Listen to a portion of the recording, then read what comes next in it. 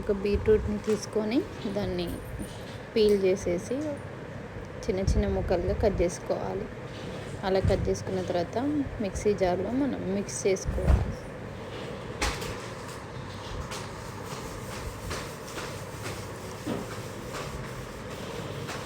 Mix చేసుకున్నాక ఇప్పుడు మనం ఒక బౌల్లో రాగి పిండిని తీసుకోవాలి.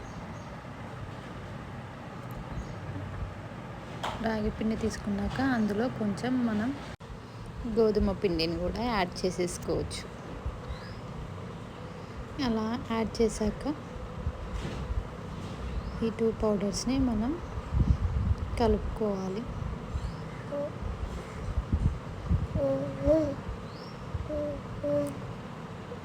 అలా కలిపేసుకున్నాక మనం ముందుగా మిక్సీ జార్లో పట్టుకున్న బీట్రూట్ పేస్ట్ని మనం ఇందులో యాడ్ చేసేసుకొని మిక్స్ చేయాలి.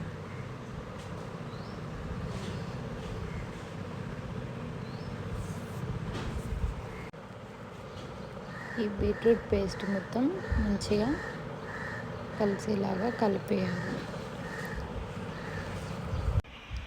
అలాగే ఇప్పుడు సాల్ట్ యాడ్ చేసేసుకోవాలి. అలాగే మనం కొన్ని వాటర్ని హీట్ చేసుకోవాలి. కలిపి పెట్టుకున్న పిండిలో హాట్ వాటర్ని యాడ్ చేసి పిండి మొత్తం కలిసేలాగా కలుపుకోవాలి. చపాతీలకి ఎలా అయితే కలుపుకుంటామో సేమ్ అదే విధంగా కలుపుకోవాలి.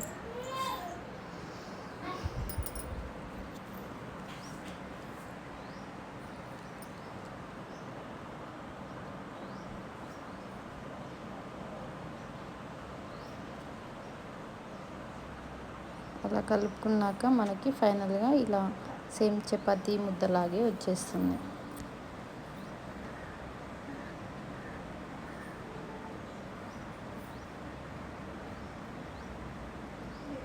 అలా వచ్చాక మనము రౌండ్స్ చేసేసుకోవాలి.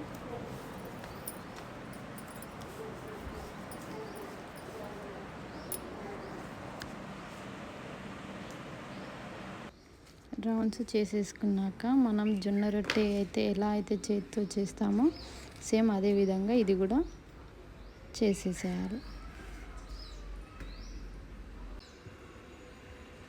పిండి చల్లుతూ చేస్తూ ఉండాలి.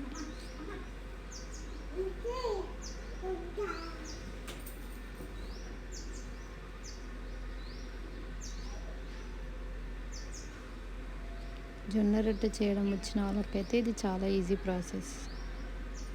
అలాగే పెనం మీద వేసేసుకొని గీతో కానీ ఆయిల్తో కానీ చేసుకోవచ్చు. కానీ గీ అయితే చాలా టేస్టీగా ఉంటుంది. పిల్లలు కూడా చాలా ఇష్టంగా తింటారు. Healthy and tasty breakfast for kids.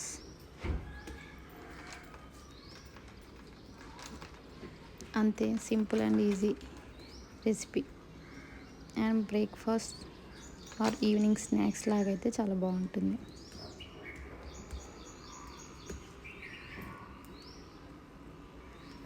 అంతే, ఫైనల్ లుక్ ఇలా ఉంటుంది బీట్రూట్ పరోటా.